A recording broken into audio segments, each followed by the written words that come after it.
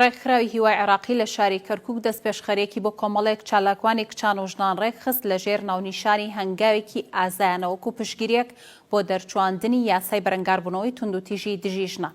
هەر لەو چارچەوەیەشدا کۆمەڵێک چالاکی پێشبڕکێی پاسکیل سواری و نمایشی چەند تابلۆیەک ڕێکخرا. هەڵوێستی هەنگاوێکی ئازا ئەم هەنگاوە لەسەر ئاستی 4 پارێزگای عێراقیە کەرکووک و ئەمبار و نەجەف و هەروەها بەغداش لێرە کە ئیمڕۆ لە شاری کەرکووک لەسەر حەدیقەی موسەیەدی عەرەفە کە دەستمان بەو چالاکیە کە ئەویش کە لە سباقی پایسکل دەست پێکا و چەند میوزیکێک و هەروەها ئەوە بەشێکە لە چالاکیەکانی مانگی مارس کە ڕۆژی جیهانی ژنانی تایە.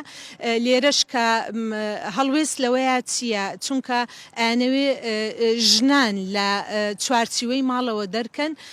کە پیشانی بدەن ژنان ئەتوانن بەشدار بن لە هەموو بوارەکانە و ئێمەش لێرە تیشکەکەینە سەر بۆ لێرە بە پایسکل دەستیان پێکرد چکە ئەمانەوێت تیشک بکەینە سەر ژینگە و هەروەها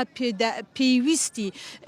تەشریعکردنی یاسای بەرەنگاربوونەوەی توندوتیژی خێزانی چکە ئەو یاسایە خزمەتی هەموو کۆمەلگاکە هەتا کۆمەلگا بەرەو ئازادی و بەرەو زیاتر سەرفرازی بچێ.